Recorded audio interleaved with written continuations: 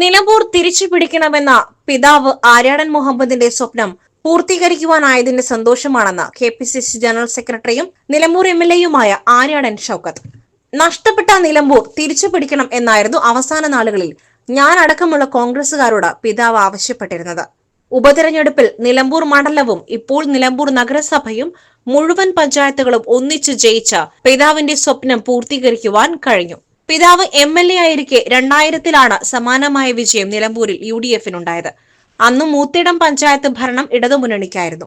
എന്നാൽ ഇത്തവണ ചരിത്ര ഭൂരിപക്ഷത്തിലാണ് മണ്ഡലത്തിലെ എല്ലാ തദ്ദേശ സ്ഥാപനങ്ങളിലും UDF വിജയിച്ചത്.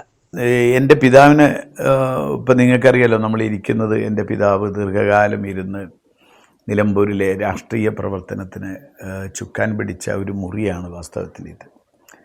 ഇവിടെ ഇരുന്നു കൊണ്ട് എനിക്ക് പറയാനുള്ളത്, അദ്ദേഹം ഈ മുറിയിൽ കിടന്നിട്ട് അദ്ദേഹം UDF-ൻ്റെ നേതൃത്വത്തോട് ഞാനടക്കമുള്ള ആളുകളോട് പറഞ്ഞത് നിലമ്പൂർ നിയോജകമണ്ഡലം തിരിച്ചു പിടിക്കണം. അദ്ദേഹം അസുഖമായി കിടക്കുമ്പോഴും നിലമ്പൂർ നഗരസഭയും നമ്മൾ തിരിച്ചു പിടിക്കണം എന്നുള്ളതാണ്. അപ്പോൾ ഇപ്പോൾ എനിക്ക് പറയാനുള്ളത്, നിലമ്പൂർ തിരിച്ചു പിടിച്ചു, നിലമ്പൂരിൻ്റെ നഗരസഭയും തിരിച്ചു പിടിച്ചിരിക്കുന്നു എന്നതാണ്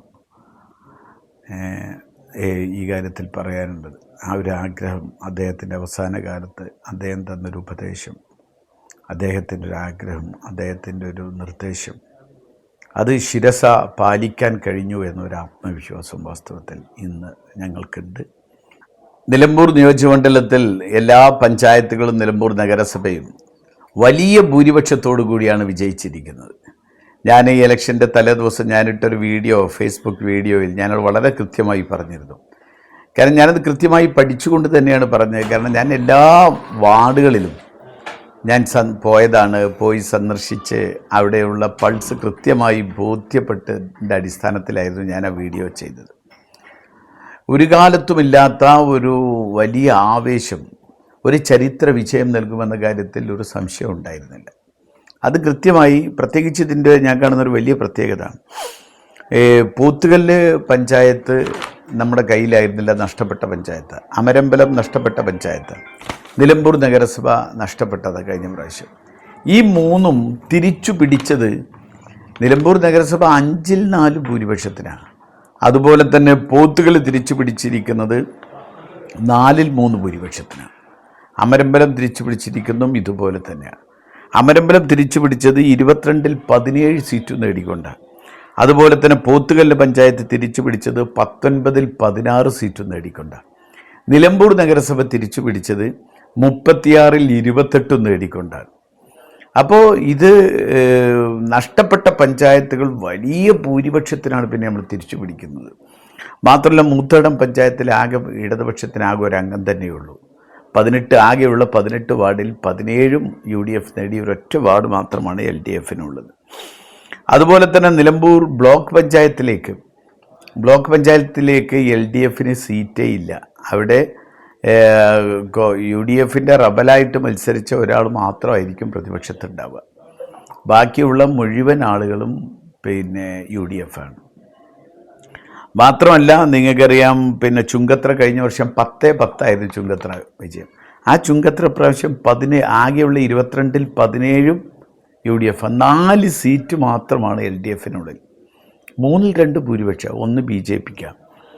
അങ്ങനെ ഞാൻ പറഞ്ഞത് നമ്മൾ കേവലം വിജയിക്കുക എന്ന് മാത്രമല്ല, കഴിഞ്ഞ വർഷം പെർഫോമൻസ് മോശമായിരുന്ന മുഴുവൻ പഞ്ചായത്തുകളും വലിയ ഭൂരിപക്ഷത്തിന് 3-2 ഭൂരിപക്ഷം, 5-4 ഭൂരിപക്ഷം, 4-3 ഭൂരിപക്ഷം എന്ന രീതിയിലാണ് തിരിച്ചു പിടിച്ചിരിക്കുന്നത്.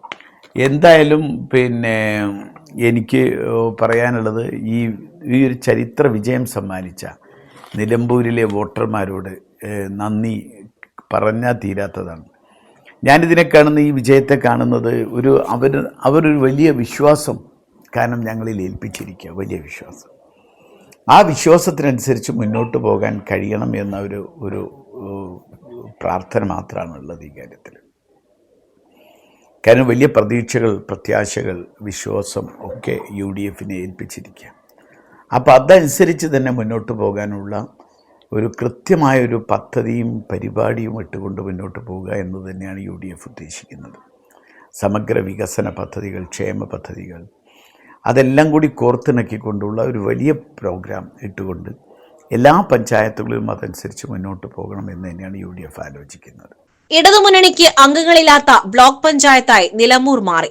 15 സീറ്റുകളിൽ ഒരിടത്തും ഇടതുമുന്നണിക്ക് വിജയിക്കാനായില്ല. എടക്കരയിൽ കോൺഗ്രസ് വിമതനാണ് വിജയിച്ചത്. കഴിഞ്ഞ തവണ നിലമ്പൂർ ബ്ലോക്കിൽ UDF 8 സീറ്റും LDF 5 സീറ്റും നേടിയിരുന്നു.